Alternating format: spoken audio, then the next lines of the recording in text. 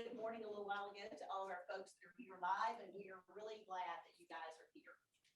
We appreciate you all being here, and we're ready to kick 2021 off with a bang. Not that we already haven't. If you look at the stats in the very, very back of your booklet, you'll notice we're up on everything except listings. Surprise, surprise. So, all right. Thank you very, very much. This broker breakfast is brought to you by BAR's membership benefits and services. And it is our goal as an association to put the member first. We are here for you, and we are here to serve and make your career as realtors easy and fun. So if you haven't met our new CEO of Benefield, she is on it. There she is. Sorry, I noticed an issue. I'll make sure we're taking care of it. She is awesome. You know, one of her mantras has been, "You're heard. We want you. We want to hear your voice." And Buddy, somebody asked a question about something that she's got a video sent to everybody in the office that afternoon explaining what. So we are thrilled to have her here. A lot of times there's been a thought that there'd be something's loaded and it just goes on and not be answered, but she is on it. And we are so glad that she is here. All right, so in your packet. Do I really need this? Okay, sorry about that. I thought I was loud. I think my family would say I was loud. All right, in your packet, you've got several different events that are coming up. There is, the awards are open right now for nominations. So just please be sure to let your offices know to please nominate colleagues that are, outstanding in lots of ways. And, we want to highlight and focus and celebrate the realtors who really kill it. So there is, we're opening them up early this year because we're trying to shake things up a little bit. I believe we're doing awards at Realtor Fest this year, and we're hoping to be face-to-face with that as well, at least social distance somewhere face-to-face. So we have a new award this year, other than just the ones that we have. It's called the Shining Star Award. And that one is not just for a rookie in the sense of transactions, but that's also acknowledging a new member, a new sales agent who is not only selling, but who is also participating and involved here at the bar. So that's a new award that we've got there. So be sure, the voting on that closes April 14th. So just be sure and pass that along your offices and let your star shine. All right, the second thing I want to mention is the Economic Summit that we have coming April 8th. That is going to be in-person event at the Harbert Center as well as virtual. So it will be both. We are encouraging for you to invite people from all industries. It's not just real estate. We have national. We've got Lawrence Yoon, that he's not allowed to travel yet, but he will be on the big screen with us. And we have Elliot Eisenberg, who is the Bowtie economist. He had something great out that came out this morning, actually, from he does a 75-word blog every day, I believe it is, on some statistic that's interesting. And then we'll have a mayor's panel. We've got mayors from different parts of the state, and we'll have some other panels, and we even have somebody from Acre coming as well to talk about local and state issues as well. So that will be an exciting event, and that will be flight from 1 to 5, and there will be a reception afterward at the Harbert Center. Something else that we are really excited about that we have going right now through the city of Birmingham is a brown bag lunch series. It's called Pathway to Homeownership. Month, I believe it's the second Tuesday of every month. There will be a panel. It'll be like a Zoom. It will have various realtors there and various members of council or city, whoever really wants to attend. And just talking about the steps to home ownership. David's wife is on the panel this coming week, and it's going to be a really great series. So just share that. Anybody that wants to learn about how to become a homeowner, I just think that's a really, really cool thing that we're a part of, and we're really glad that we're a part of that. And Will Baylor, our governmental affairs director, was instrumental in getting that going for us. So if you have interest in participating on the panel, give Will a call or send him an email. It's william@birminghamrealtors.com. And so if you have somebody who is a specialty or shines in an area relative to homeownership or first-time home buyer, give them a call and let them come and speak as well. All right, the next thing, we've got something in here about listing presentations. We've got something in here about foreclosures, RPAC, there's a few events there. And then on 4/24, which is a Saturday, April 24th, we have a shred it day here at the bar. And who doesn't have boxes and boxes and boxes and boxes of files? So if you pass that along, we want to be of service to you. And that is, I think, a very cool thing that we can do this year. So we will have shred it here on Saturday, the 24th. I don't know, Amanda, if we're limited on the amount of stuff we can bring or I not. don't think there is. The way it's supposed to work, is my understanding is they're gonna bring us another truck if we fill it up, so come fill them up, right? Absolutely. Fill her up, fill her up, fill her up. And the very last page in here is about the market stats, which we've already talked about. Share this, have your realtor share this, because it's a great story to tell. And what I also think that we really need to be mindful of, and David Lucas, thank you. I want to thank David. We all need to thank David Lucas. Anybody who got a 1099 in 2020 needs to thank David Lucas. We were very instrumental state in having the state recognize realtors as an essential business. There are states all over this country that they are just now starting to open up. So David, thank you for your efforts, and thank you for, God put you in the right seat on the bus at the right time. So without any further ado, I will introduce these fine folks. Let's see, we first have Abra Barnes and Kimberly Benefield. And we also have Franklin Johnson, and of course, David Lucas here.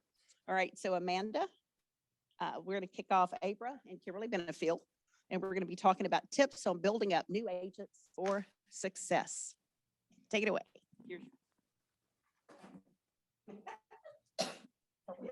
Just start talking. Yes, ma'am. Good morning. Take it away. You got it. Okay, I didn't know if it was a certain format, but good morning, everyone. Okay, well, thank you so much for having me. I guess at my brokerage is a little different. We're actually in Birmingham. I have a brokerage I have 55 agents, and we do residential and commercial. And I say my brokerage is a little different because I kind of equip my agents to have multiple streams of income in real estate. So when they come aboard, and I'm very selective now who's allowed to come aboard. I don't just hold licenses anymore. I ask them what their interests are, and I have some that might come in and say they want to do commercial real estate. I have some that might want to do specialize in investments. Some that want to specialize in acquisitions. And so I put my agents on teams, and what we do is we have summits, and I partner them with someone local in the community to kind of help train them with that too. So we don't just help people buy and sell. So we have contracts with municipalities, nonprofits, corporations to help with acquisitions and also do consulting. And I make sure my agents are trained in that. The other thing that we do, we have in-house training. We have a real estate school. And so that's one thing that helped build my brokerage is when I got the real estate school. And so we do offer a pre-license and post-license and CE at the school. And so that helped build my brokerage, and then also helping people have a focus. So it's been really fun. And the other thing that we do too, we have a program called the Momentum Mentorship Program, and everybody that comes in based on their personality is paired with a coach. And so we have 4 teams, and we have competitions and challenges, and that has really been a blessing and taken a lot of stress off of me as a broker. So you have to have certain requirements to be the mentor or coach. And then the coaches and mentors, they're held to a certain standard. It's not just the agents that have to do something, then my coaches and mentors are held to a certain standard, and they also get reviews a couple of times a year. So that's pretty much the gist of my business. I don't know if there's anything else I need to share, but okay. I tell you what, and Abra was our 2019 broker of the year, and Kimberly Benefield was our 18. 18. Mm-hmm. Broker of the year. So I tell you what, Kimberly, why don't you share a little bit about your brokerage and a little bit about how you do things, and then we'll open it up for questions. Yeah, thank you. I'm like Abra. I have a real estate school too. I teach pre-license and post-license. That did help build my brokerage, like it helped build yours. Um, and I like new agents. I know there's a lot of companies that don't like to recruit new agents. And my company has about 75 or 78 agents, I believe. And I've never made a recruiting phone call. And I have built my brokerage with a lot of new agents. And sometimes that's easier. They do take a little extra hand holding. Okay, they take a lot of extra hand holding. They take some hand holding, but that's okay. I take agents underneath my wing, and sometimes it's easier to train a new agent the correct way, like Jenny Willis trained me. I learned to dot every I and cross every T with that lady right there. But sometimes it's easier to train a new agent than teach an old dog new tricks, if they're in those bad habits. So that's one thing I do. But when agents come to my agency, whether they're new or whether they're coming from another agency, we have like a 90-day plan. So I have things to do 30 days, 60 days, 90 days. I give them a roadmap to make sure that they know what's going on. And particularly this works well for new agents because they're so confused when they get in the business. They don't know the difference from NAR and R and BAR and ARAC. They get all of those confused. So I let them know what they need to do. And the checklist is, from ordering name tags to ordering signs and, have you taken your post license? It's a very in-depth checklist. And then also, I'm also a business coach with the locker room. So as soon as an agent comes to my brokerage, I put them through a 12-week program called Track. And every Monday, we have a Zoom meet with all of my agents. We have a track meet every Monday night. So it's good for the full-time agents and also the dual career agents. So everybody can attend. I do that on Zoom, and it's also recorded. And then I put it into our Facebook group. So we have a private Facebook group, and all of my agents can watch it there. But I think the checklist that I use is instrumental. And I have that like on an Excel spreadsheet. And I also have it on like a paper, just a Word document. I'm planning on putting it in like Monday.com or maybe Trello. A lot of my broker friends do that. But sometimes for the brand new agent, if you give them one more piece of technology, then, they just kind of flip out on you. And I tell them when I got in real estate 15 or 16 years ago, DocuSign is great and AuthentiSign is great, but you just need to know how to write a contract upside down on a hood of the car, like Jenny Willis taught me how to do. You need to know how to explain RECAD.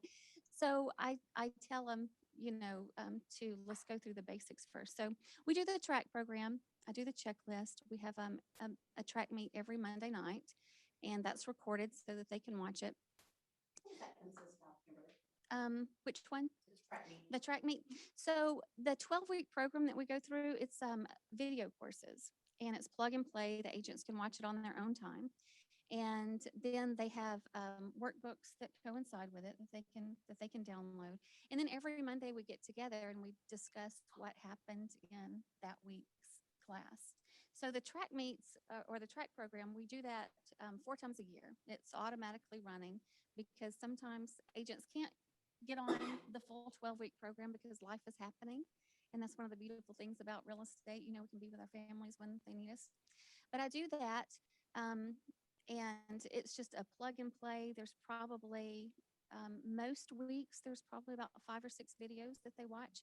And they're not long videos, but they're videos. But I do that. And then there's also a lot of other courses within the program that I use, like 19 things they didn't teach you in real estate school. And in part of the checklist that I have, the 30, 60, 90-day checklist, one of it is building your buyer's presentation, building your listing presentation. And I have all of that done. So they can just upload their photos. It's a document that's already done for them. And if they want to do their own thing with their own branding, of course they can. But I have them things to do every single week, which includes everything from watching fair housing videos. The New Day video that just came out on the when we had Martin Luther King Day. Now that's in my program, and they need to watch that. They need to know that there's secret shoppers out there and how to act, and even when they're well intentioned, how they can, just get in the weeds. So I do things like that, and the other things that I do is just making them feel welcomed and wanted. Y'all know me. I broke every rule. I went up to people. I was running up to y'all and hugging you. I'm sorry about that. Whether you liked it or not, I might have hugged a few people without a mask today. But I just love on my agents, and they know that. So I combine loving on them a little bit with the classes, because productive agents don't leave. And I just do both of those things. So when they come to my agency, I'm known as the like the brownie realtor. So I will work for chocolate. I just figure everybody else will, you know. So when they come to my company, I will create a welcome card and I'll put it on social media for them. But I'll turn that into a greeting card. And I use send out cards, but you can use banner season and AM cards, and AM cards is a good one. You can use all of these things, but every time they come to my office, someone comes to my office, I will send them a card with brownies, just a welcome card. For every house that they sell, we create a graphic and we post it online, and it'll say, Abra Barnes, 123 Main Street. I will turn that into a flat card and I send that out to them every time they have a closing. So recently, because of COVID, we went to direct deposit. We upload things on SkySlope. But when we didn't have direct deposit, they loved their paychecks, but they also loved the love notes. That's why they call them what I wrote on the bottom of their paycheck. So, my checks went through a laser printer. And at the bottom of the checks, I would say, congratulations, Abra, you did business beautifully. And, things like that. They loved those love notes. Well, they love direct deposit, but then they were saying, but I missed my love notes. And so I started doing these little flat cards. But what I didn't realize at the time, the agents are keeping the flat cards and they're putting them into a tickler system, or they're decorating their office with them. And then it's helping them keep in touch with their clients. So it's, it just all kind of goes full circle. I try to make them productive. I let them know that I love them. And, that's what I do. The other thing that I do is I just take everything very personally, because I'm just like a relationship girl. So I don't just try to get to know my agents, but I get to try to know their families too. And just the other day, one of my agents, his daughter made a play at the school, and I love like little theater, and we've got a community theater in Aniana where I'm from, or where I live. And his daughter made the play, and so I called and told him congratulations, and I was like, let me know when your daughter's in that play, because I want to come, And I'm always, just getting to know my agents and their children. And I have a terrible memory, but I always work on things like that. There's a book called Limitless, and it helps me, with their memories. So I just do things like that to let them know that they're loved and cared about and connected, especially in this world that we're in. And, I think it's important, and I didn't do this for a long time. I was so busy just in the day-to-day grind of running a brokerage. Now, and it's kind of funny. I got this from my mom. I walked in my mom's bathroom one day, and she had a sticky note on her mirror, and it said, call Kim and tell her you love her. And I was like, do I really need to be? Did I not make the list? But she's very entrepreneurial like me. And I was like, well, no, I need to do that though, because there's like 75 agents. So now I break them down by week, and I try to call 15 or 20 of them a week. And I schedule it out, and it may just be a 5-minute phone call. And that's what I did with Derek the other day. And just, hey, I was thinking about you, and I just wanted to see how you're doing. It's not just business. I just wanted to see how you and your kids are doing. And things like that go a long way. But I think when they first come to my company, I just need a checklist, like a 90-day plan. Videos to watch, things to do, even things like, have you registered with HUD Home Store? Because if they don't, they're going to call me at 10 o'clock at night saying, how am I supposed to do that? So just, make your plan, things that they haven't thought of. And then when they don't think that things are rolling along, I can pull out that list and say, no, you've been productive, And then after 90 days, they kind of get a little bit of traction. Hopefully there's several things in their pipeline and they kind of know what to do from there and also what I expect of them, you know? So that's, Awesome. that's what I do. Awesome. Ladies, that was amazing. So I want to open that up to the floor. Do y'all have any questions for Abra? Do you have any questions for Kimberly Benefield? Surely you do. Yes, thank you. I'd like to ask both of them, on your new agents coming in, do you have production goals that they have to meet in a certain period of time? And if they don't meet those goals, what happens?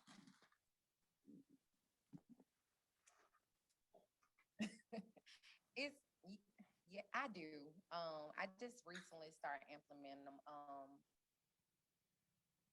I give them at least 6 months to reach a production goal. And I'm gonna say this, and I look at it like, if I see someone that's actually putting in work and they didn't hit their goals, they're fine. But when I see someone that's not coming to the sales meeting, coming to the team meeting, not returning calls, I'm not seeing them come by the office or seeing any activity on social media or anything, then if they don't hit their goals, then yeah, I send their license back. Without a question. So. Yeah, I agree with Abra 100% on that. I let them know from the beginning that I expect them to be great, and I'm not going to apologize for bringing out the greatness in them. So, you know, if they're coming for just a hobby, then that's not what I'm interested in. But success means different things to different people. You know, if you have an infant, success may not be making 6 figures. It may be not missing your baby's first steps. So I look at everything, but I'm with Abra 100%. If you're not showing up to classes and you're not showing up to the track meets and you're not watching the videos and you're not getting engaged on our Facebook group, then you're not trying. But I let them know from the very beginning, just like we do our buyers and sellers, I let them know the rules up front. So if I do have to send their license back, which I have, they know what my expectations are in the beginning. I mean, because real estate's a real expensive hobby. You know, I just let them know it's okay. 50 deals a year, but in 5 years, you don't need to have 5 years of first year experience. So there's just a big difference there, because, you know, real estate is the biggest investment. You know, you don't have to do a lot of deals, but you absolutely have to know what you're doing. So yeah, I'm with Abra. So there's no set in stone production goals, but there are engagement goals, and you have to be involved and you have to be professional, and you know, you can't bring everybody else down because you're complaining because you don't have any business. You know. All right, I've got a question for y'all. Does anybody else have a question? So I know new agents we're coming through here about 60 a month. New agent classes that Philip Horton and a lot of our folks here at staff go through, about 60. And so with that, you know, when you've got new agents like that are excited and ready to go, and inventory's low, and buyers are hot because they're waiting, you know, on something to come on the market. How are new agents fielding prospecting right now, and how are they feeling about it?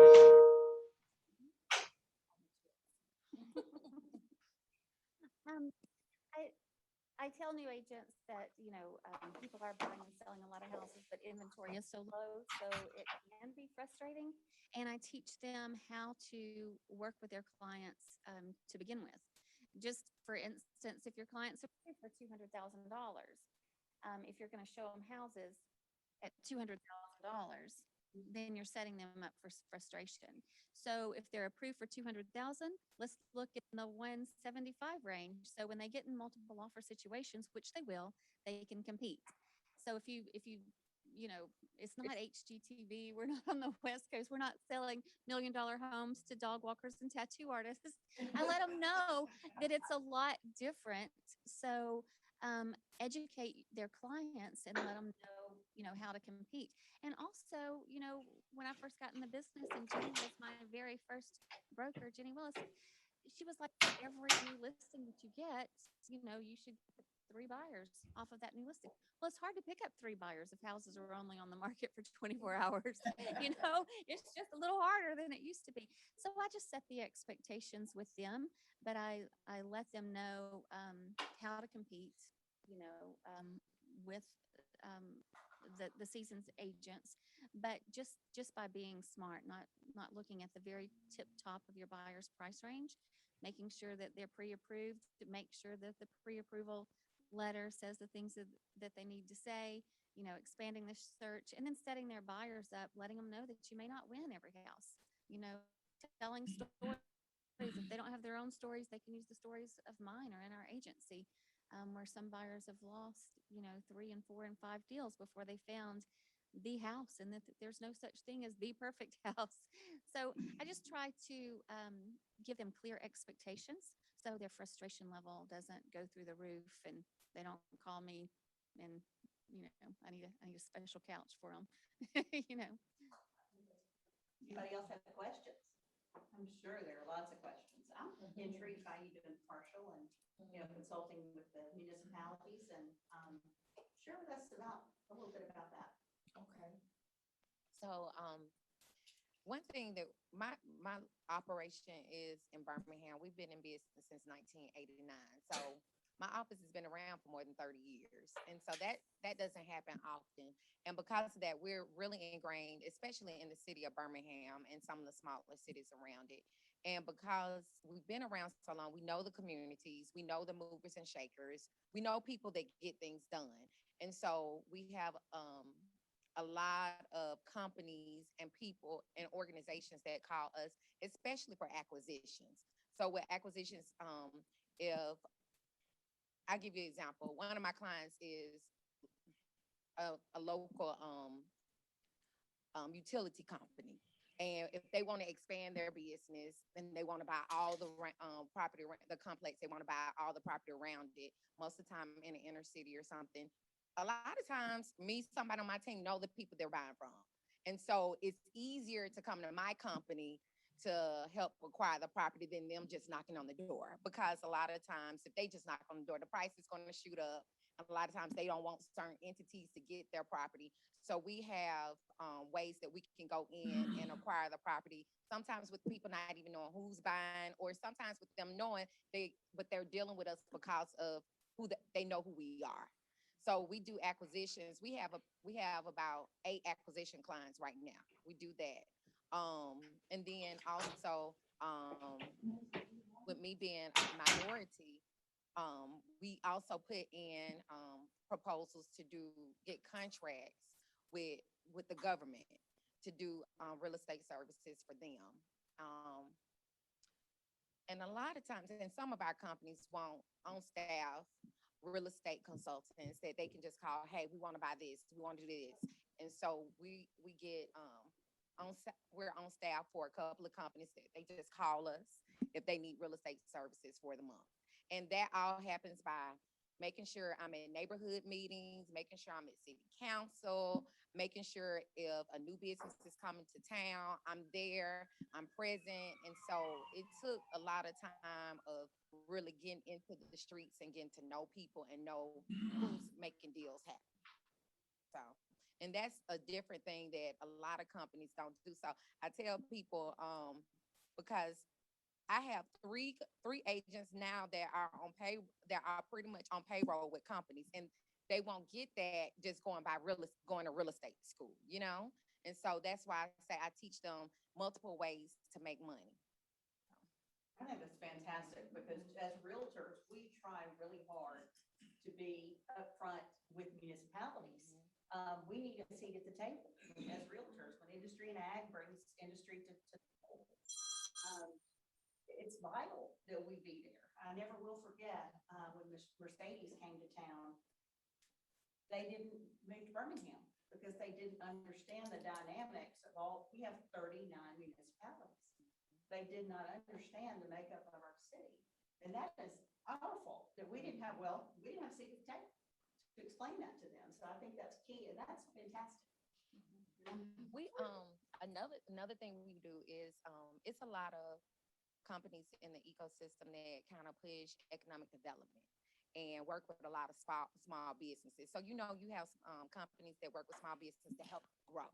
We have like the Innovation Depot that helps with tech businesses. We have Create Birmingham that works with people that are creative. And so we have Rev Birmingham that works with a lot of small business. So that's the other thing that I tell my agents to get involved on some of these boards, committees, and get involved that way. And so with us doing commercial real estate, we mostly do small business.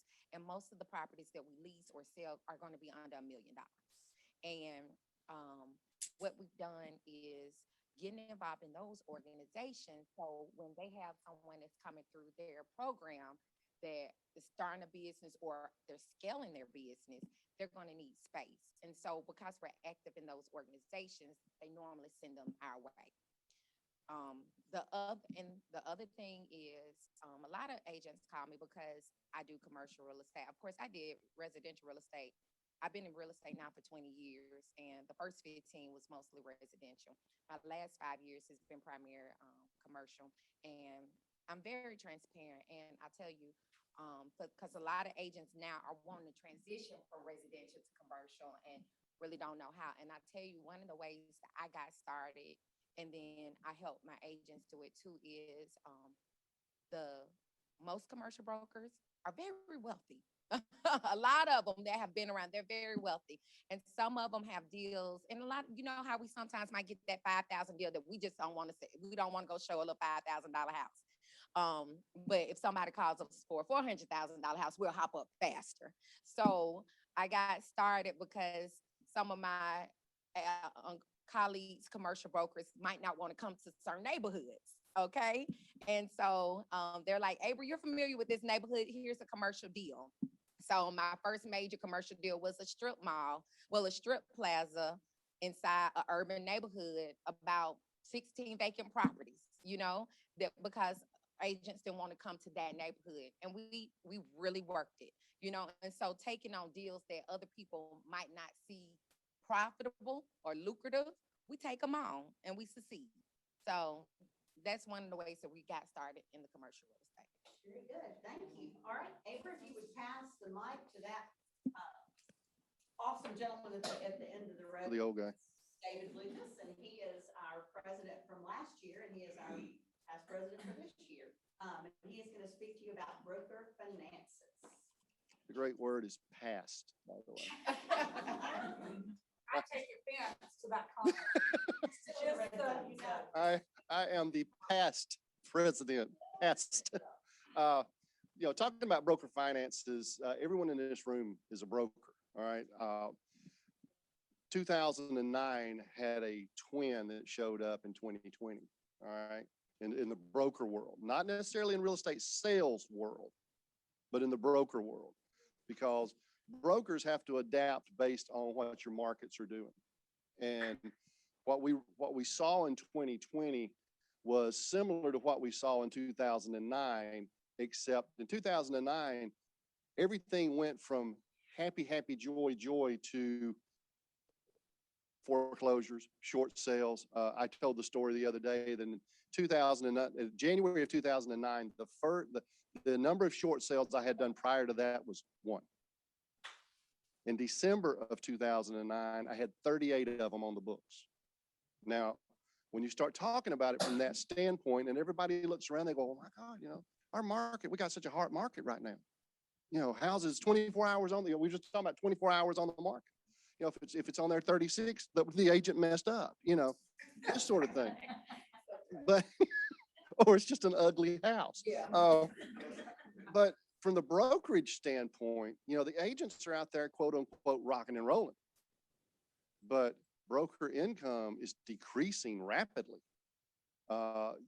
In order to maintain your agents, we were talking about these new agents come on, the splits have changed. When I started, my first split with a major organization in the city was a 55-45. And when you made X number of dollars, they would bless you and let you have a 60-40. And then when you made a little bit more money, they'd let you make a 70-30. Then you go to a 75-25. Well, if you was rocking back then, you hit 75-25, you was doing good.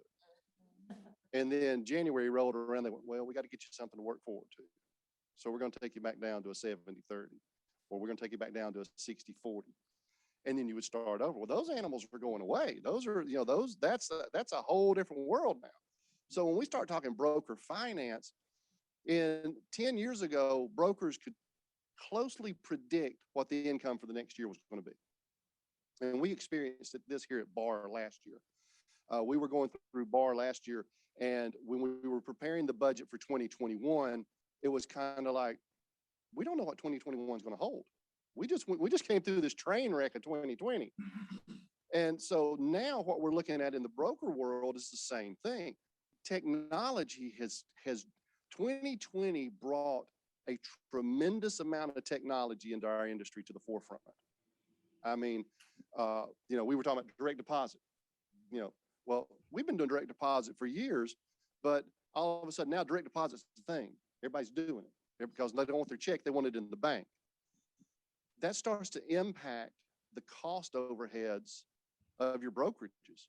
Your rent's going up. But your margins for agents are going down. And everybody's getting into real estate. We've got 60 a month coming through this building. 12 months from now, 30 a month are gone because they can't stick with it. They can't stick to it. But you're basing your brokerage income and expenses on some newbie sitting out there. So my first piece of advice on brokerage finance is never, ever, don't ever put the income of a person less than 2 years in this industry into your bottom line, ever. Do not count on them to be here. After they've been here 2 years, you kind of have a small track record of what to show. Up until then, that's gravy money for you. I mean, and I apologize. I'm sitting I'm slumping here. I asked permission to stand, and I'm like, no, I'm not going to stand because then everybody else gets to see my better side, and they don't need to see that. So one of the things, though, is that that we've learned over the last few years is a 2-year or younger agent doesn't need to be added into your finances. So when you're doing budgeting, don't add these people in. 2 reasons. One, if they're good, they may not stay because somebody else will offer a better deal. All right. And because they're going for business. I don't blame anybody that does that. But we as brokers have to make sure that we have a maintained line of income. Y'all, if you've been in this business more than 5 years, you know that you have a median income line that you got to deal with. And what we have to make sure of is my first advice to anyone in this room is, in today's market, with the amount of fluctuation that we have, and I'll go ahead and tell you this, once the moratorium is done on rentals, you're about to see a whole bunch of REOs start hitting the world around here. That's going to be a problem because we have a group of people in our industry right now, agent-wise, guys, that don't know REO world. They've been living 2011 plus. Y'all see what I'm saying? They've been living what normal market. They haven't seen 40% of all sales being an REO. They haven't seen back in the day when you put a short sale on and 9 months later we're going to close, but we're waiting right now. We got the bank's going to make a determination soon. So my first piece of advice right now for the next 2 years minimum. I always taught people 6 months liquid. You need to have your organization 6 months liquid. Translation of that is whatever your expenses are on the monthly. That includes staff, the phone, the TV, everything. Whatever it is, you need to have 6 months in cash. You need to bump that up to 9 months. You need to be 9 months liquid for the next 2 years minimum. That's if they don't sell a single house, you need to be 9 months liquid.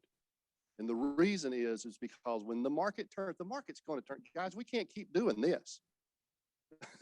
We're getting the affordability's gone as it is right now. I mean, January, I just saw the stats the other day. January's on our closed transactions in January, the the average home sale, the median home sale price was, the average home sale price was like $300,000. We don't have the economy right now to hold $300,000 houses. We think we do, but one hiccup and, you know, we got folks living paycheck to paycheck. In 2009, we lost 1,000 agents overnight. This organization, just based off of this organization, we lost 1,000 agents overnight. We had offices closed throughout all the metro area. You know, there was companies that had 9, 10 offices. 3 months later, they had 4 or 5. Liquid. You've got to be liquid to a certain degree in order to maintain whatever storm shows up. And it's going to show up, whether it be a big storm or a small storm, it's going to show up. You get through the next 2 years. And the only reason I say 2 years is I don't know if it's a blessing or a curse, but I've been in this business long enough to go through a few presidents. And we all know that the first year, year and a half of any presidency, doesn't matter political party, is a guessing game of how the economy is going to react. Now, after that, people kind of figure out what's going on and move on about their world. So for the next 18 months or so, we really need to be prepared should something occur. And if it doesn't occur, guess what? You got cash in the bank.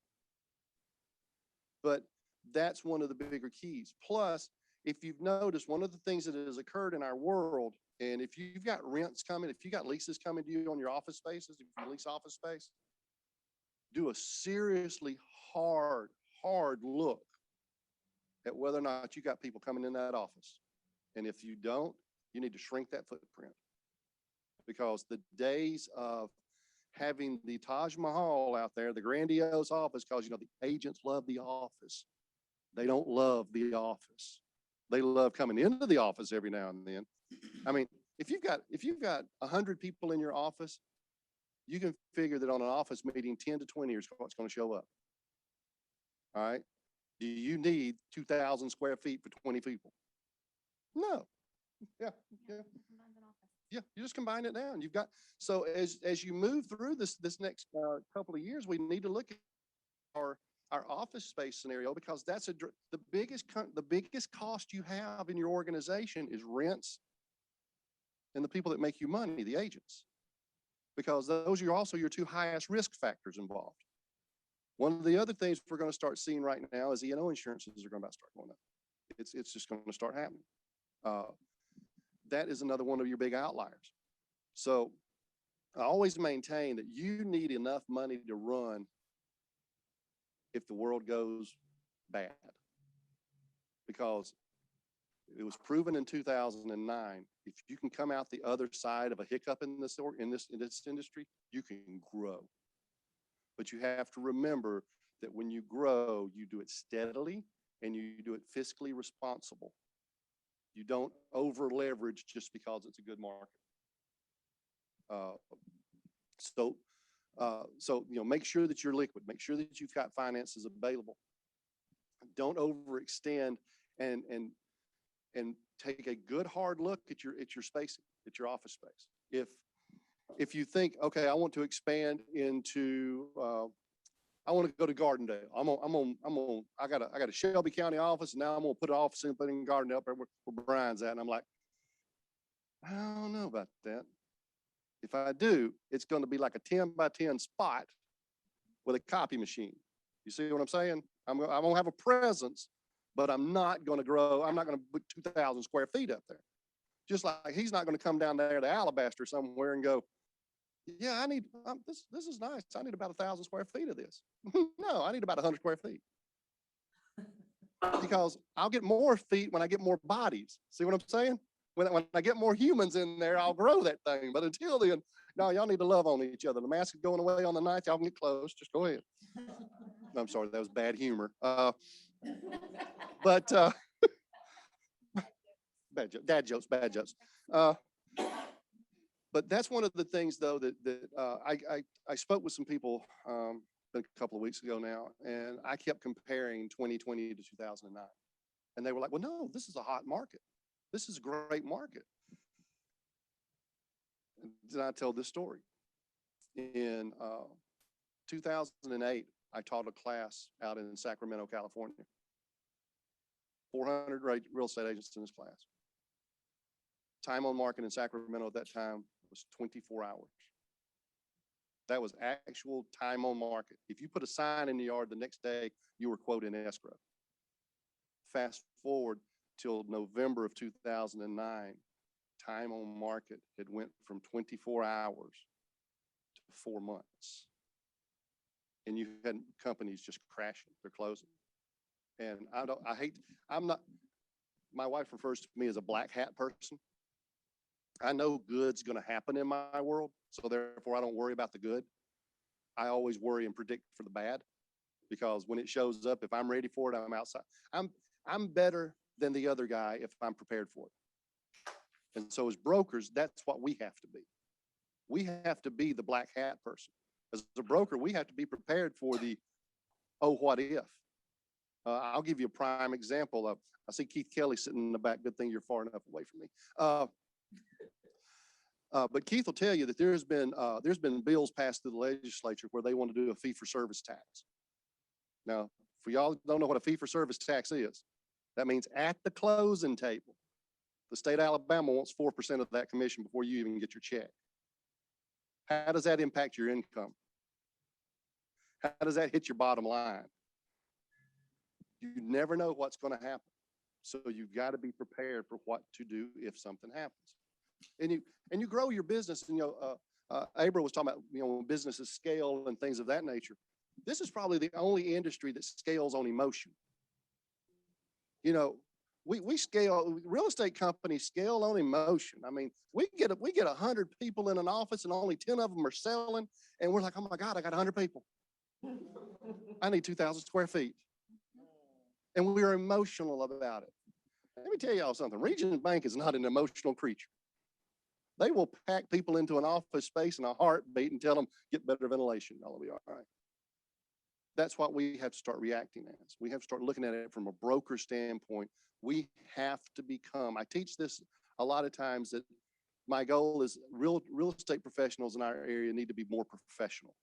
We need to be raising that level of professionalism. We as brokers need to be more business.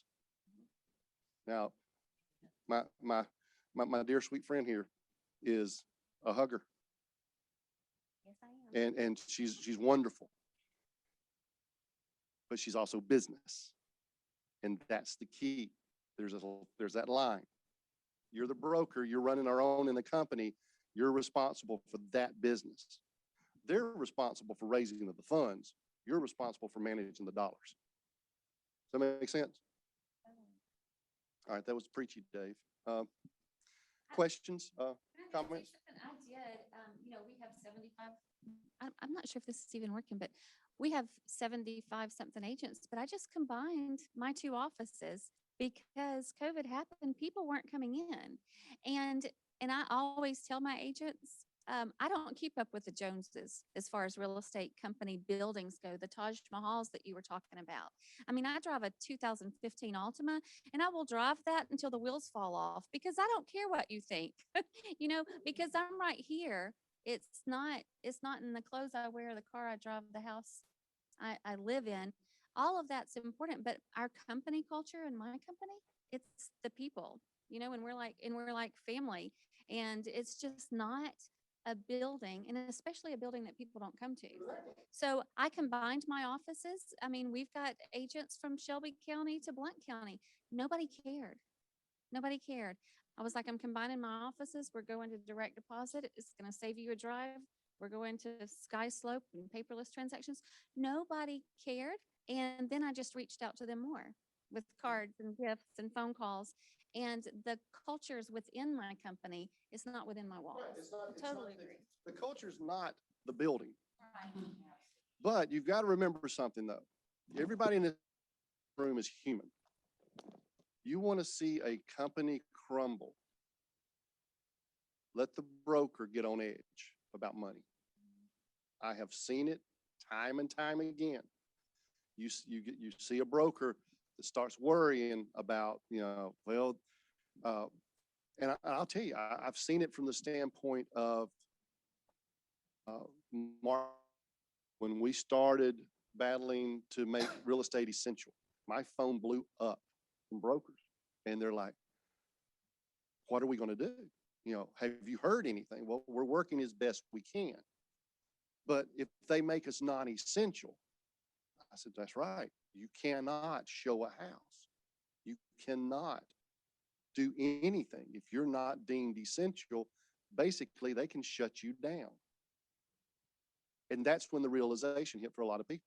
I had people that have owned brokerages 20 plus years go, how long do you think this is going to last? And I'm like, well, you know, from everything I've been told, and like I said, fortunately or unfortunately, blessed or cursed, I got way too deep into Montgomery, you know, last year with the information that was provided. And it's like, you know, I give right now the example of the state of Pennsylvania.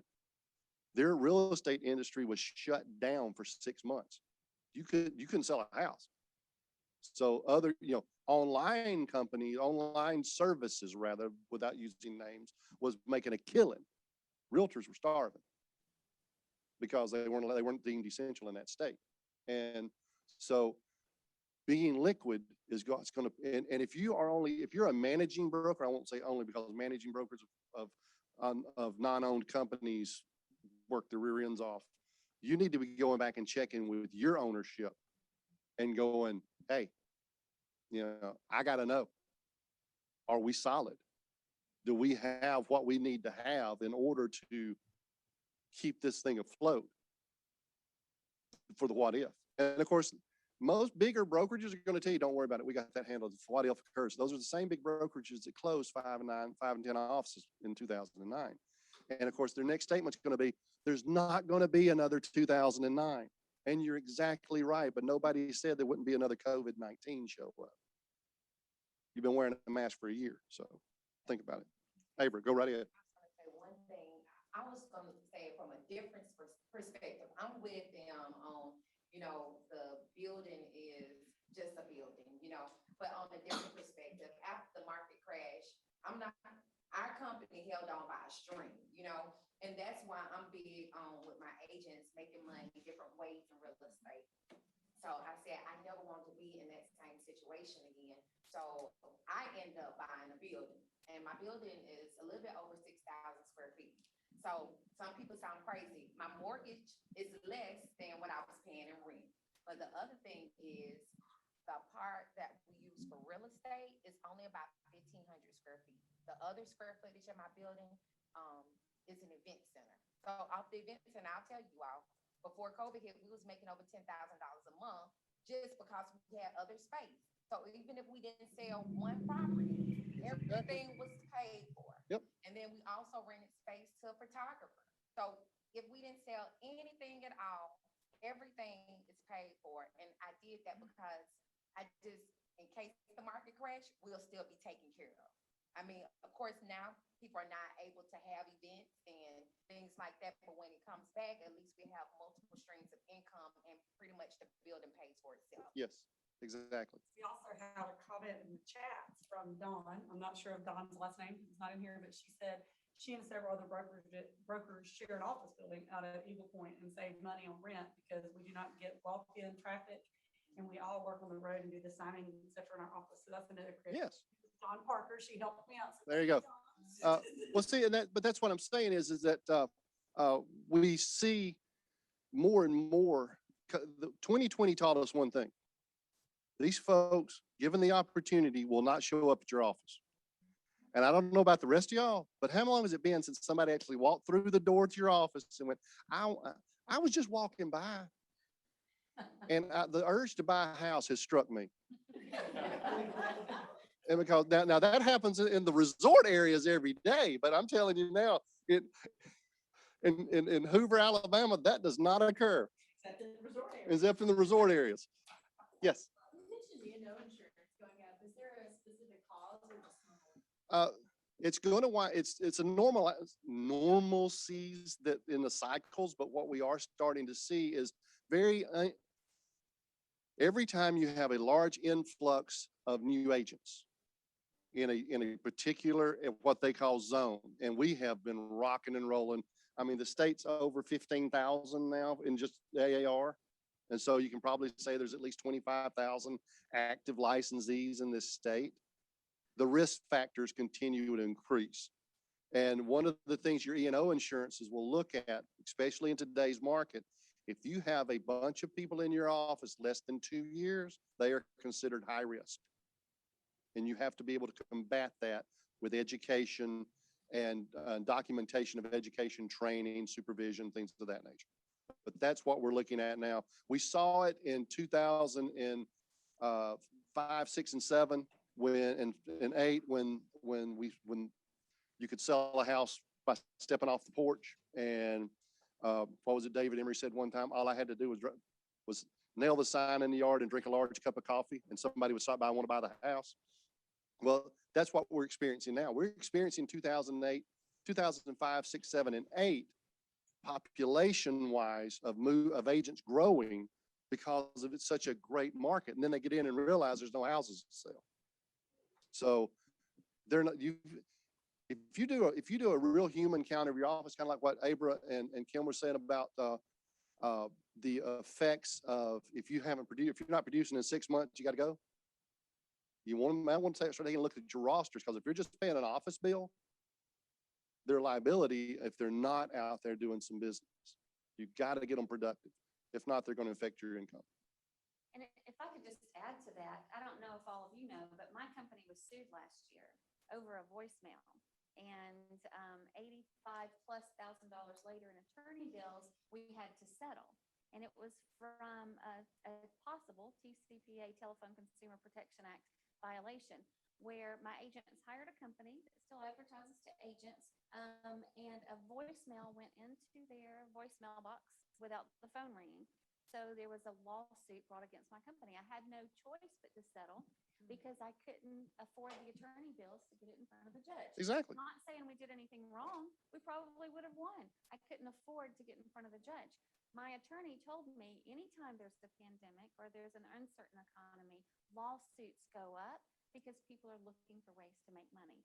The frivolous lawsuits like we were involved in, lawsuits go up when incomes go down. And that's what happened in 2020. Incomes went down, lawsuits went up, and will go up too. For show of hands, how many of you have a website? Keep your hands up. How many of you know if your website is ADA compliant? If you don't, then let me tell you something. There's a seal that your company, whoever serves your website, will put a seal on that website that says ADA compliant. If you do not have that seal on your website today, I'm telling you this, today, go find your web, whoever's handling your web, and get that thing compliant. That is the number one lawsuit coming out in real estate right now, is these people, attorneys, and they're Franklin's okay, he's on our side. You all right? But they're coming at real estate companies, and they're coming at you because they know that most real estate companies carry liability insurance and E&O insurance. And they're coming at us because if your website's not ADA compliant, then that's a violation, and they'll file. The first thing you'll get is a complaint, and then you'll get a lawsuit. Which brings me to my last point on that, which Kimberly brought it up, which is perfect. And then we'll take questions if you've got them. Other than that, was how many of you guys have read your E&O policy? I'm talking about really read your E&O policy and your liability policy. I'm not talking about just looking at it going, oh, look at that terrorism. I get like $15,000. No, I'm talking about read the policy, including the exemptions page. Because that's what happened. Kimberly's was on the exemptions aspect of it. Read these things. I mean, it comes up due every year and they want their check every year. You have to read this stuff. Don't get to where it comes into the email. And you're like, I'll look at it tomorrow. David said, I got to read it before I pay them money. And then the next thing you know, you're going, oh, darn, I got to pay them today or else it's not going to be in effect. Read it, because we're going to get banged for it. I got a question with all the brokers in here. Is anybody who's ever made a claim for the E&O that was paid, that was covered from a suit? Just one? I How had did a this broker situation, break? where we got sued. We sold a house to a client. They just came to us, wanted to buy, and he never made the first payment. We didn't know, we sold him a house, he never made the first payment to the mortgage company. And 4 months later, we get a call from the mortgage company, your client has made a payment, what's going on with him? So we call him, he was in prison. And, the mortgage company actually sued us, said that we should have notified them that he was going to prison. And so I have no idea, but I don't know, it did fall under our Arizona mission. I don't know how, but we did have to pay out some fees, but the Arizona mission did settle for us. We wouldn't have lost because we wouldn't have known, but of course, attorney fees. Oh, yeah. There's Right. attorney fees, but Arizona mission did pay we did. I took over, I took over a real estate company in 2006 that had a, claim filed against it. And I'll tell you the reasoning for it too, because I wasn't part of it, so I can talk about it. The company at that time required disclosure statements. And so the agent goes to list a house. And she lists the house sells. 2 months later,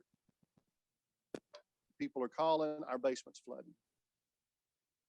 And it's like, I don't know.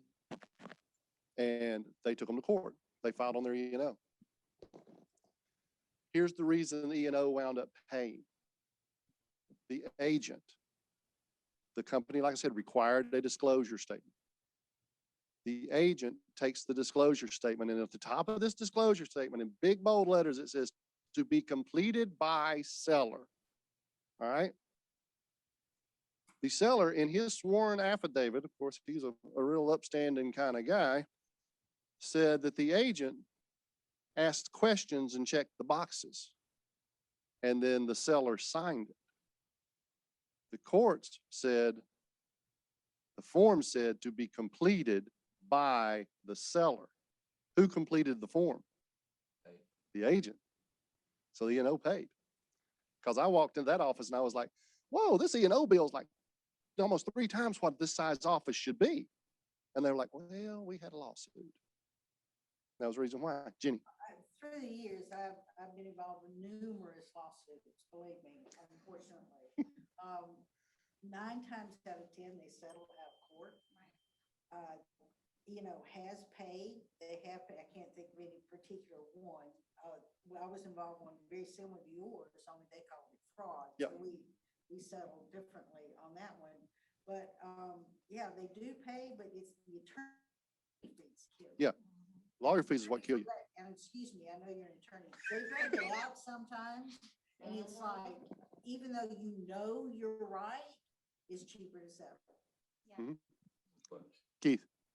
Just keep in mind when you're doing your marketing materials and you as a company say, we sold $19 million worth of real estate, and your agents say that, what the public sees is you made that, put that in your pocket.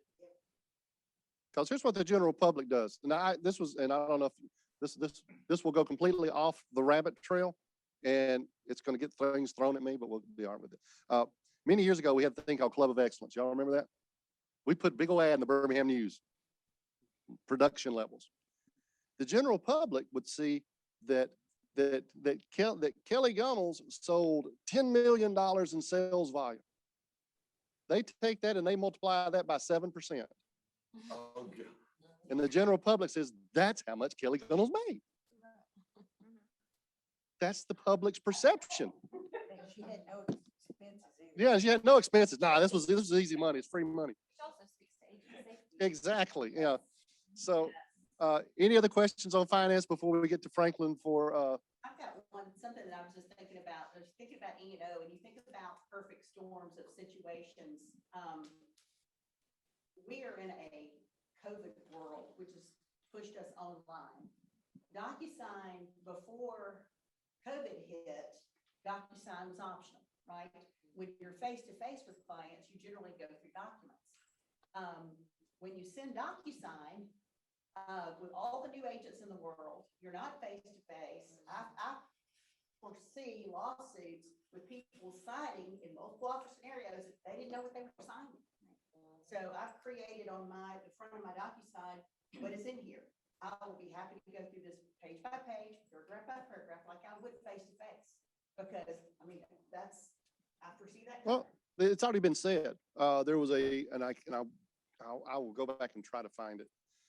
There was an issue in Texas where the contract came into question. And the statement was there was no way that the purchaser could have signed that could have read that contract because they took the log of when the people electronically signed it. And from the time they opened it up until the time they did the last signature was like 30 seconds. And it was an 8-page contract. They didn't read the contract. So these are going to be the things that will come up as brokers that's going to impact your finances. It's not just dollars and cents on the front side. It's maintaining that levels of security on the backside. So thank you guys. Yes. One of the things that I've found to be very beneficial on that regard, especially with electronic signatures, is when you go over the paperwork. So I always teach my agents, when you get in front of those clients, period, go over every document they're going to sign. And then when you send it, they can go through hassle-free, knowing exactly what they're signing because you've already explained it. So what I always tell them to do is send that text message to them that says, hey, I've shared all the documents that we reviewed in detail today for you to sign. But please be sure that you go through and make sure everything's to your liking. And if you do come up with any questions, give me a call, we'll review again. That way, they can't say that you didn't, because now you've got in writing to be able to go back and say, no, I did explain it. I did it before I sent it. I just think, like, for my brokerage, I know there's always, the warning about mail fraud and wire fraud. I almost think in DocuSign, there needs to be, any electronic signing needs to be some sort of warning that says, that, your agent will review these with you. I mean, just like what's here, it'll be reviewed, I'll go page by page, paragraph by paragraph. That's gonna be interesting to see. And I'll tell you one other thing, Shannon, that we do in our office, and I require that. We use AuthentiSign that the bar provides. But when you can send out the email, you send out the email, the customized email, it has to say, please read, understand, ask questions. If accepted, this is a legally binding contract. So I make my agents put that in there.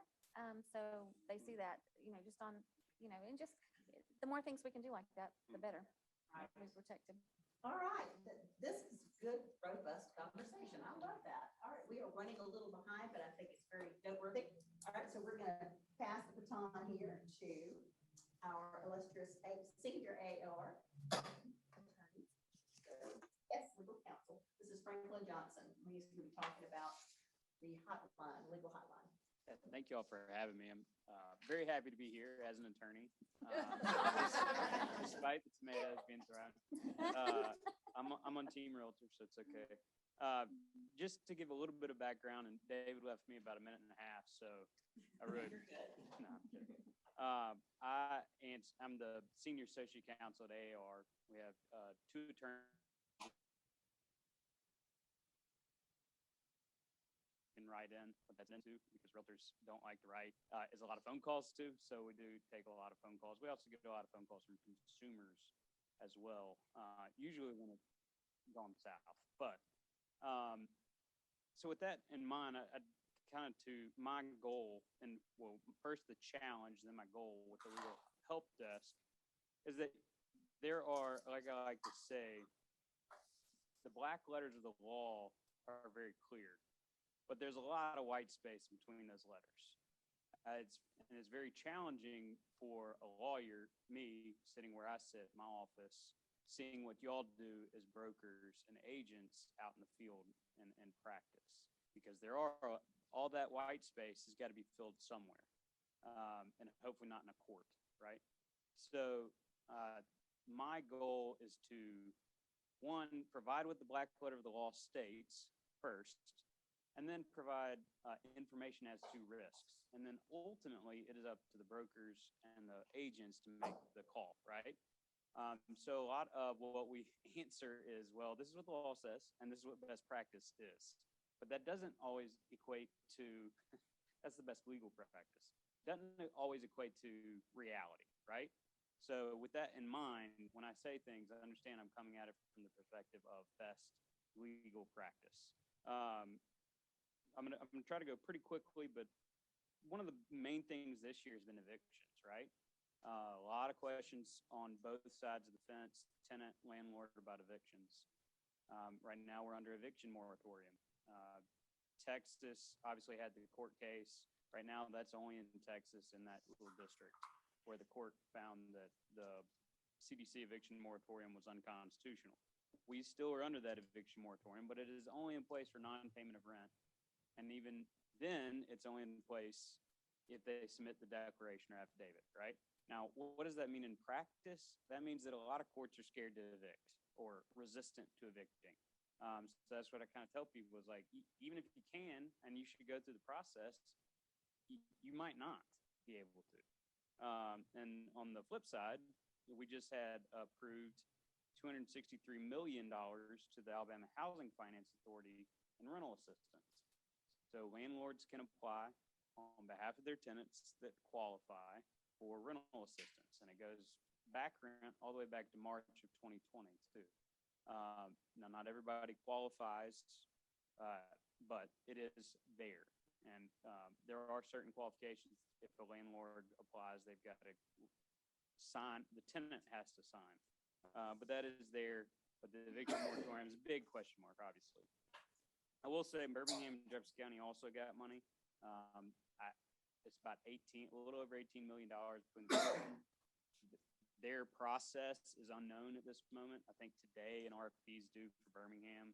They're trying to figure out vendor to handle all the applications. As you can imagine, I bet there will be a lot of applications.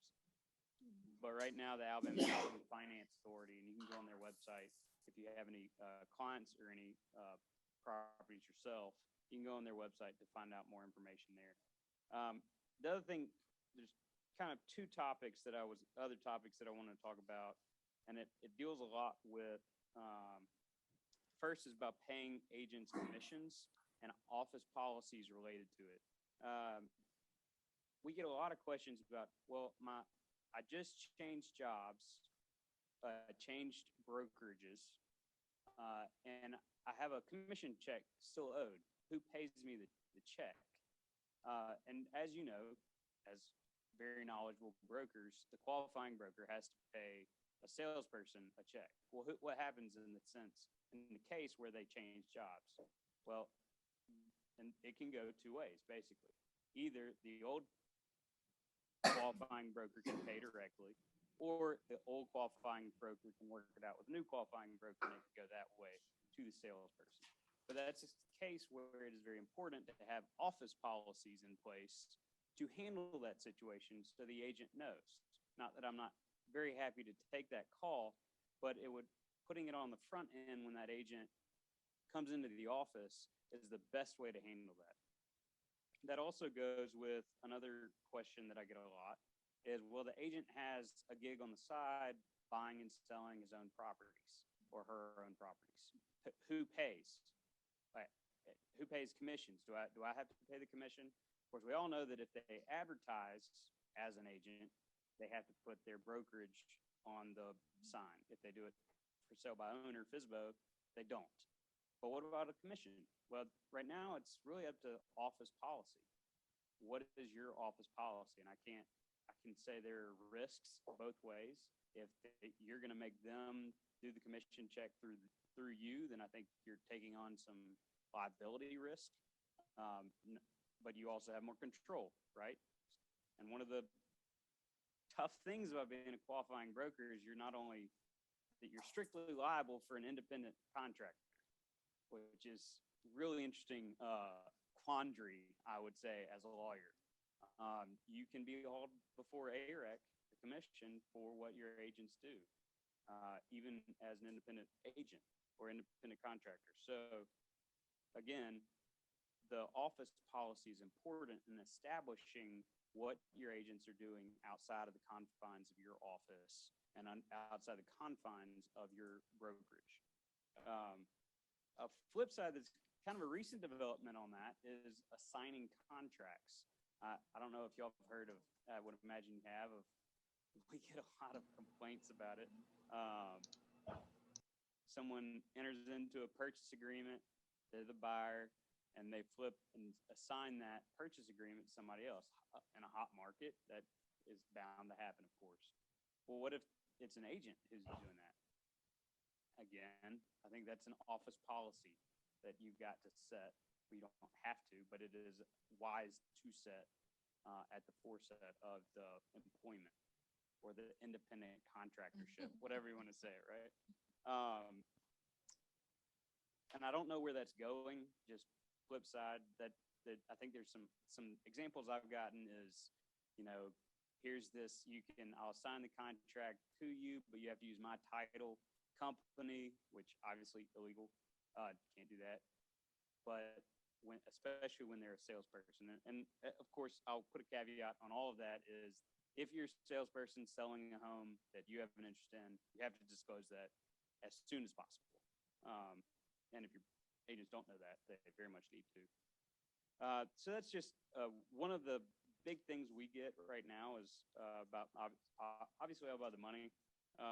One other thought I would just share with y'all is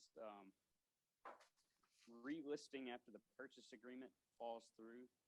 We get a lot of calls about, well, we can't get a mutual agreement, a mutual release. What do we do?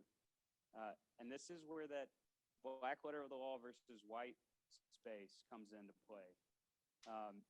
If you can't get a mutual release, one, who is not signing? If it's the seller who's not signing, well, you got to think long and hard about it. If you're holding it up because you want the earnest money, is the earnest money really worth it? On the flip side, if it's the buyer holding it up, the risk is what? That the failed buyer, sues for specific performance. How many of y'all have ever had a lawsuit that you know of where specific performance on a residential home was enforced? One.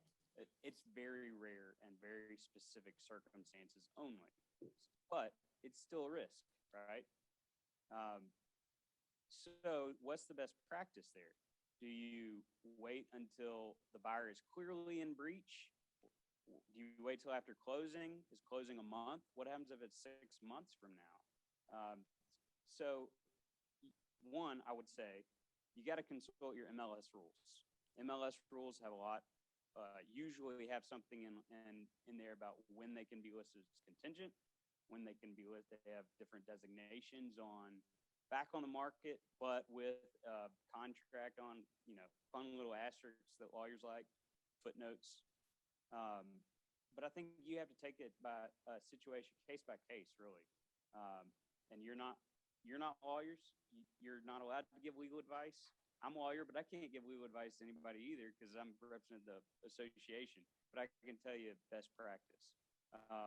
So it's what I would recommend always is one, make sure it's long enough before you put it back on the market that there is always the seller has some credibility in putting them back on the market. If there's a time period that's been passed that's in the purchase agreement that the buyer has not met in some situation. Does that make sense? Or the buyer is clearly in breach of some deadline, something that they agreed to. Okay. That's really, I'll try to cut it short there. Do I have any questions? I think that's one thing that we're seeing a ton of right now is home goes into contract, and then depending on the area of the state or even even the contract used, there are some contracts out there that I call them the sun, the moon, and the star contract. That that at the home inspection, if the buyer does not ask for the sun, the moon, and the stars, and the seller refuses it, then they have to ask for something to be fixed in order for it to be. And so that's where the dispute comes in. The buyer just doesn't like the house. They didn't like the home inspection. And the sellers are wanting to hold the earnest money. And the buyer wants the earnest money back, but the house pops right back on the market. And I've been warning, especially my people, that you actually still have a valid contract.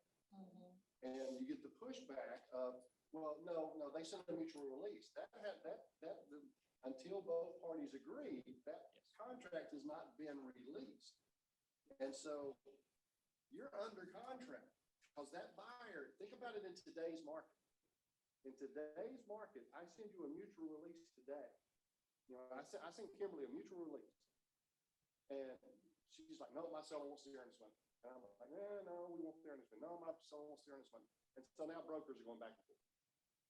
But like Franklin's saying, and this is what we're seeing in the real world, is now in our market, who's to say that a week from now, my buyer comes back and goes, hey, we want to move forward and buy this house.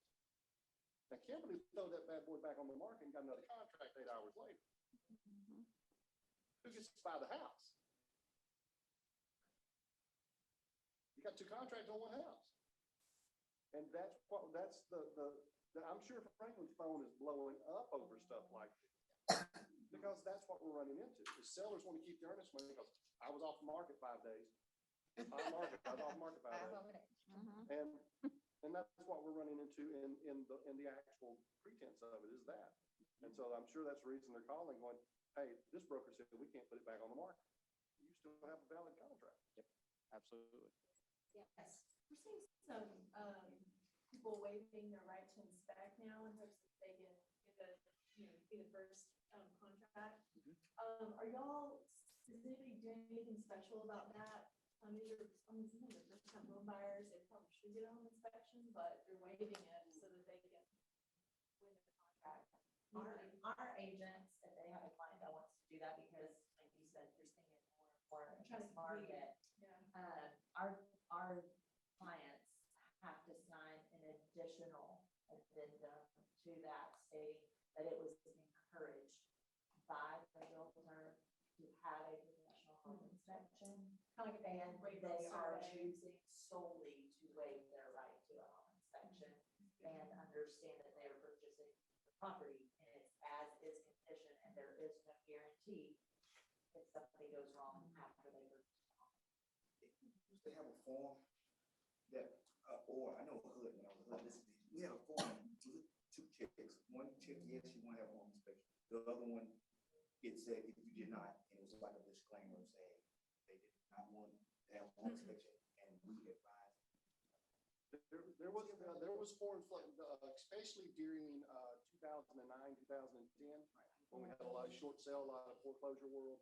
There was those type of forms floating around that was like, check yes or no type thing. The yes had a little bitty line, no had like a 2 paragraph thing. But those have gone away because it's just the nature of the beast. I'm going to check. I don't want an inspection because I got to beat out, I got to beat out Deb Long's off. So I got to check, no. And I'll tell you, on the Birmingham residential contract, where it says home inspection, yes or no, it's not just home inspection. If you read it, it's 11A, 11B, 3C, something like that. It's talking about home inspection, termite, septic, and lender required repairs. Yeah. So I've really educated my agents on, don't just check that box because you're waiving everything. You're not just waiving the home inspection. But a lot of agents don't read the entire contract. I make them go back and see what that 11A and 11B and all that other stuff says, because they don't realize they're waiving everything. I know we have a buyer disclosure that the buyer's agent gets the buyer client to sign that goes through kind of a glossary of terms and helps them to understand they have to sign it, they should sign it, I should say. I don't have to. That talks about, and then there's another one that says, I want this, I don't want this, and they have to sign it. So that protects the buyer. It's on the state website. Oh, that's good. It's on Acre's site? No, AAR. Alabama Real Quick. Franklin, a while ago, David was talking about, we were talking about seller's disclosure and some of that, and with more people getting online, continuing education, they are, sometimes some of that leads and is coming from states that have mandatory seller disclosure. And with us being caveat emptor, also with us talking about E&O insurance, and some of the E&O insurance, if you do seller disclosure, if there's a list of exclusions on there and you basically waive that if you do that. Would you talk about some of the legal consequences of both the E&O insurance side of that and the seller disclosure in our market? Throw you under the bus there, bud, sorry. Well, if you're talking about the legal consequences of seller disclosure, is that what you're talking about? Yeah.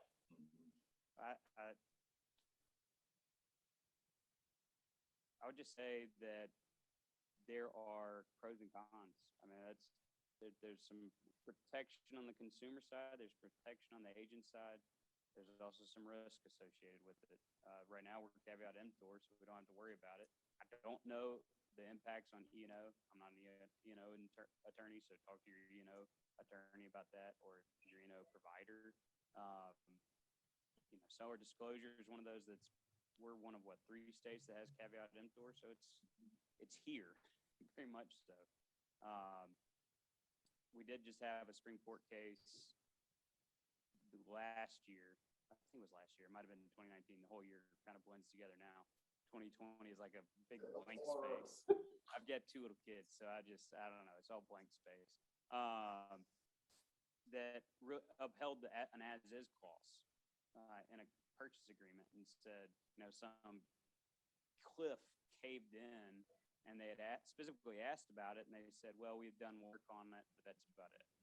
And then it caved in, hurt a boat dock or something like that, and they had to do repairs. Well, the Supreme Court of Alabama upheld it under the as-is clause, caveat emptor, all of that. So just for your information on that one. But Keith, I would talk to an E&O attorney who knows a lot more about E&O insurance before talking to me about it. It's us in Arkansas are the 2 that don't have it, if I'm not mistaken. And we had a E&O carrier back several years ago that they even mentioned because of us, and I believe it is Arkansas, but that our rates, they gave us a break on rates because of that. And I didn't see that written anywhere. That was just a verbal, because it was a less chance of being litigious. So I will say this, guys, the legal help desk at AAR is a tremendous asset if you're a broker.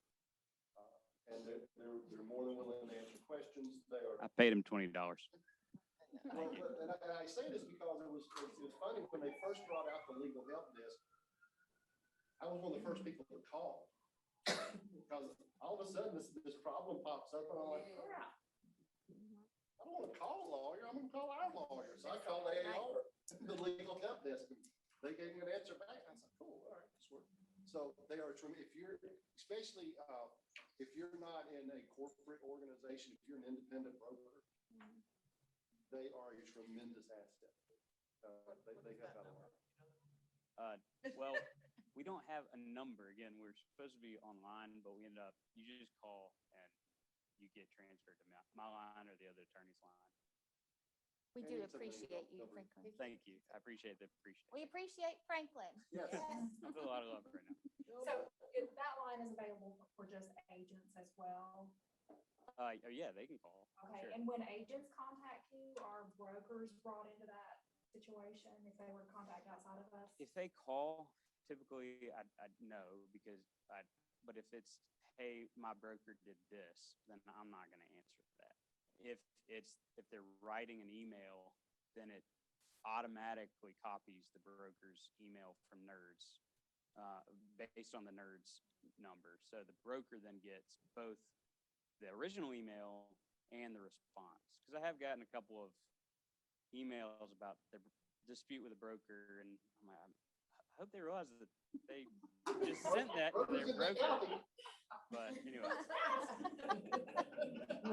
We like your billboard on I-20. It says, "I'm Franklin. Call me, Alabama." Yeah, call me. Alabama Hammer right here. I see another couple of questions that we need to manage. Yes. So going back on the seller disclosures that he was talking about, one of the things, especially in 2020, that I started seeing more and more of is agents sending full inspection reports to sellers. And we had a particular issue where, our agent had sent that with her client's permission. And I told her that she had to warn the listing agent that once this is If your clients review this, anything that's latent or structural becomes a requirement of disclosure for, real estate law. So they ended up mutually releasing, went under contract with another agent in our office, and they never did any of that. So, do you guys see things like that a lot? I have not gotten that question, although it is an interesting question about releasing a home inspection report that you've received before. That gets into some interesting questions about the authority of a home inspector and the ability of a home inspector, which we get a lot about home inspectors. But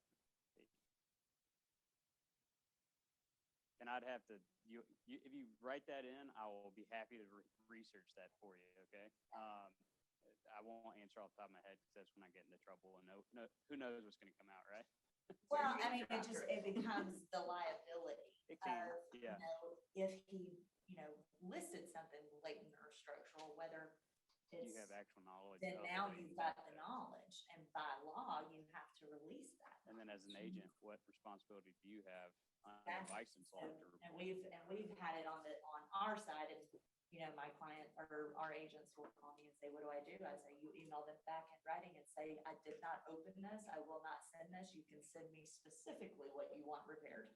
Yes, ma'am. That is it. Mhm. Right. All right, any other questions for Franklin? Yes. I don't know if you can talk about our contract, one, you don't have our contract in front of you, but, or if you can give contract questions, but our bar contract states in a few places, like, one side will respond in writing. What is your definition of in writing? I just got that question. That was probably me. Actually, was it? That's the first time I've used the, thing this week. Oh, good. Did I respond to you? Like, someone called back real quick. Okay, I think that was me. Are you Of course it Anthony? was. I'm Aaron. Aaron, okay, sorry, that was another person, No. obviously.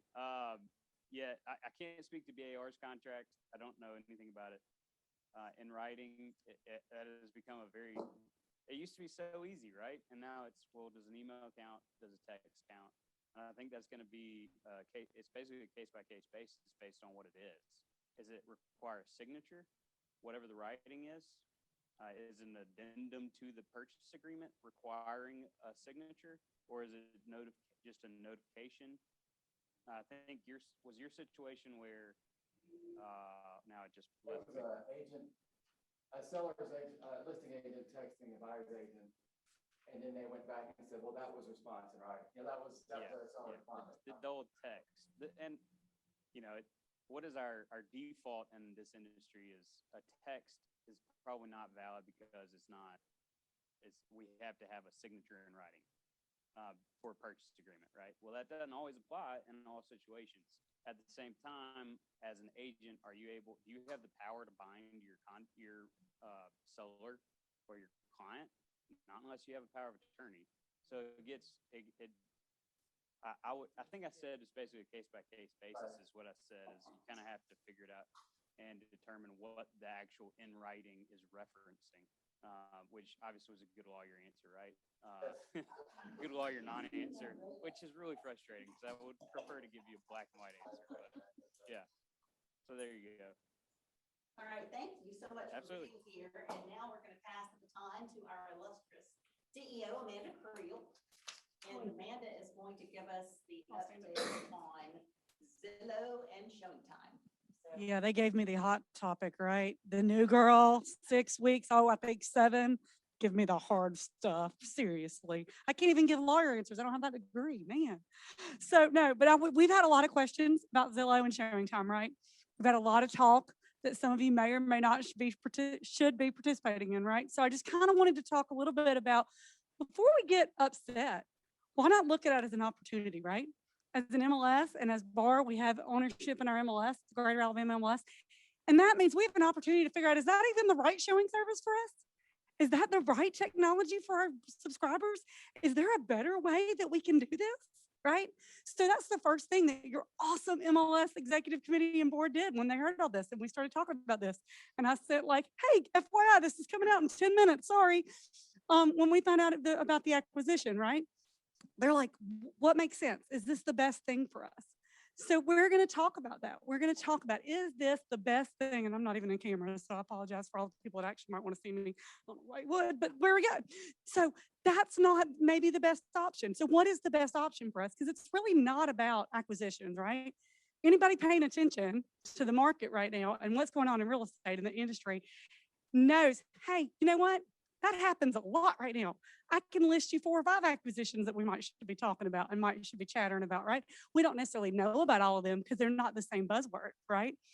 But they're going on. So we need to think about this as an opportunity rather than something to freak out about, right? Because we can always do better. Anybody think so? I think we can always do better, right? That's what I've spent the last 7 weeks working on with both our awesome MLS volunteers and our awesome bar volunteers. Like, how can we do better? Where can we improve? So to me, this is an opportunity for that improvement. Does that seem fair? So I want us to all filter the conversation we're about to have through that filter. This is an opportunity for us to do better. This is an opportunity for us to find a better subscriber service possibly, or figure out if it still makes sense to stay with that. Maybe it is the best for us to stay with Showtime. We don't know, right? We got to look at it. So it's an opportunity, right? An opportunity for us to do really well. Everybody with me? Those in the room, I'm going to expect hot, yeah, because if you don't look, I'll stand up here all day and we'll be here till like midnight. And then these people are going to be really sad, right? Because, you know, I need to feel like you're at least with me and think the new crazy person hasn't completely lost her mind, okay? So we talk about it. And a lot of people are like, they're in our transaction space. This acquisition's crazy. But who really follows knows that they've already acquired things that are in our acquisition space, that are in our real estate space, that have some of the same type data, right? Retsley, Bridge Interactive, Dot Loop, right? They firewall that information. They've guaranteed a state of privacy. Now, however we feel about that, or whether we think that's legit or whatever, it doesn't matter because they're guaranteeing it on paper. So we have to believe, because the lawyers behind me, that they're really doing it, right? We have to go with that idea. They're really doing that. So they've said that showing time's going to be no different. We're going to have that firewall protection, and that data is not going to go. Now, that doesn't take away my original question, right? Though, is that the best showing service for us? Because we should ask that question every year anyways, right? We should ask if we've got the best transaction management software every year. We should be asking that as an organization all the time. What can we do better? Which contracts are going out? What does this contract make sense? And with the contracts that we have, when it comes to data privacy, it's our job for the volunteers and the staff leaders to get together and say, hey, we got to make sure that what they tell us on paper is what they're really doing, right? They're protecting the data privacy. They're working. So we got to make sure that they're doing that. Does that make sense? So the last thing I would say is that as we get committed to ensuring, I can promise you, your MLS board's already all over it. They're looking at it. They're thinking about what's best, right? And that's what they should be doing. We did send out, and that's the other thing I want y'all to take away. Sometimes we get really excited, right? When something comes out or new news comes out. I'm a very excitable person, and you'll learn that as I've been here a little bit. I get really excited. They call me the cheerleader on staff already. Like, I get excited, right? So sometimes we get excited and we say or do or talk about something that maybe we shouldn't, or say it in a way that we shouldn't. So I highly encourage you, and we sent out some stuff, and they're going to post some stuff in the chat. Just make sure that the conversation you have is about what's the best member benefit, not about stopping somebody from their ability to do business or limiting or restraining trade, right? Or because we wouldn't talk about limiting commissions, right? Or structuring commissions away, right? We wouldn't do that. We know better, right? Well, restraining trade is kind of the same thing. So when we have these conversations, because we need to have conversations about what's best for us, right? And we need to be giving me feedback about where we can go next, and our leaders where we can go next. But let's just kind of think about that and make sure that we're doing that. And on that note, a lot of people freaked out a little bit more about this acquisition because now Zillow and their website is a brokerage, right? They're a brokerage. So that's a different thing. So when they acquired those other things, they weren't a brokerage. So we looked at this differently. Still the same acquisitions company making the things, but some things have changed. That's okay. The conversation that we have is, does it make sense to buy an MLS benefit from a brokerage, right? That's an okay conversation to have. We want to have that conversation. We want to make sure that we're having that, but we need to make sure that we're doing our due diligence as well. And we need to make sure that when we have those conversations that we're thinking about that. And because they're a brokerage, it gives us a new thing. Anybody heard of the Code of Ethics? I hope so. We like live and breathe by it, right? The Realtor Code of Ethics is really important. Well, now that they're a brokerage, that changes that, right? Like some of the conversations that we could have had about certain companies when they become a brokerage, We can't have that same conversation because we have to know and understand and abide by the awesome code of ethics that makes us better than just an agent, right? That's what gives us the power of the R, right? I'm a realtor now. I've got the power of the R. So we have to think about that in our conversations. I highly encourage you to think about that on social media. Because sometimes I think that's where, we feel like we're behind. Like there was a really good, cool quote that I saw last night. Like sometimes you take your mask off. I think we take our mask off when we get on social media, right? I was a communications and marketing person before I was ever in the CEO role. And I think sometimes we think we're like hiding behind something and we'll say something that we would never say in person, right? Or we'd say it in a way that we would never say in person. And so no matter what conversation we're having, even if we're not talking about that, be really careful, right? Like just don't say it the way you would say it in person because all of you guys are awesome people, right? We're all good people. So we're not going to have something problem if we're not. But think about some of the repercussions. Does anybody have any questions? Because I know y'all are already here late. So does anybody have any questions about the acquisition? Yes, sir. When does our current contract with Showing Time stop? It is in October. I think it's October 14th. Do not quote me on the day of the month. But with that, you usually have to give I think it's 90 days for that contract. So it's 90 days notice that we would have to give. But, but we would have to look and figure that out. And that may not be something that we figure out this year. Maybe we decide to build our own. Who knows? I mean, like the sky's the limits, right? For figuring out the best thing. Maybe we build our own. Maybe we find a new company. There's lots of new players coming out. Maybe they make sense. Maybe those new players aren't going to be what we want. But you'll see anytime something like this happens, right? A bunch of startups happen. Some startups are amazing. Some startups aren't. So we have to really make sure that we're doing our research and our due diligence. Yes, sir. I know they're getting our IDX fees and still a member of RMLS? Yes. Member of the board? Yes. Yeah, they are a brokerage. They're in R now. Yes, they are members of brokerages all over the country. They were a member of my former association in Arizona, but they are a member specifically of BAR as well. Yes. Mm-hmm. So if you look on the Zillow website, and they've got a bunch of for sale owners that put their own properties on the site, so they're not on MLS. How is that? That is it. Y'all are going to hear this term a lot from me in the next few years because I'm not planning on going anywhere. Innovative business model. And I wouldn't tell you how to do business and you can't tell them unless it's illegal or unethical, right? So that might be an innovative, if they're dealing with for sale by owners and however they're doing that, that's their innovative business model.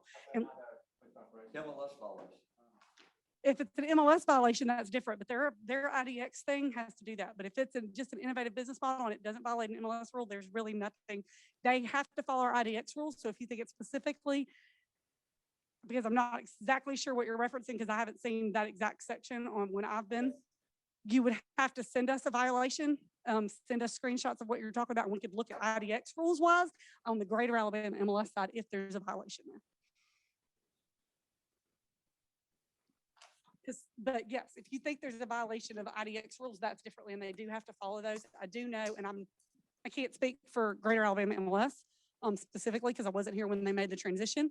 I hadn't quite gotten here yet, but at most MLSs, and including the last one, they actually did an IDX audit when they came over to make sure that they weren't breaking those rules. And I would assume our team, Liz and Heather and Miracle, went through that same process with them. So if there is an issue, then we would need to address it. You just need to let me know. They're in your MLS rules and regulations, which are on your Paragon website or login portal. Website's a bad word, I apologize. But yeah, on your portal. And if you have specific questions, if you want to get more down in the dirty, because this wasn't, I'm happy to sit down with you and we can look at it. Can I quantify that I understand your question? So Zillow is a platform that sellers could input their own listings, right? And put their own stuff. If you were to log into Zillow right now. Right. Look at Birmingham. Right. Say some number of properties that are right. listed, and they'll say right next to it some number of properties that are not, or I can't think of the term. For sale by owner versus listed. Right. Right.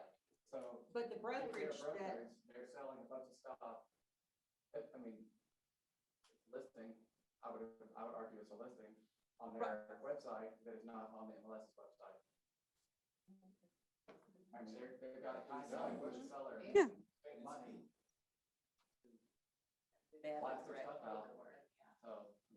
I would have to look at exactly how it is now that they've made the switch because they didn't make the switch till January, but we can definitely look at it. But I would say this with the lawyer behind me, they have a really big legal team, so I would highly doubt that they didn't research that to make sure that they weren't in trouble with them doing that, just to be. I guess my question would be, like what Aaron was saying, would be if Kimberly is a local company. Mhm. Zillow's local, you know, we understand their brokers. Kimberly's a local company. So would it be an MLS violation? This would be something for the MLS. Mhm. Yeah. But so to bring it down to our world, if Kimberly listed for sale by owners on her company website, is that a violation of MLS rules?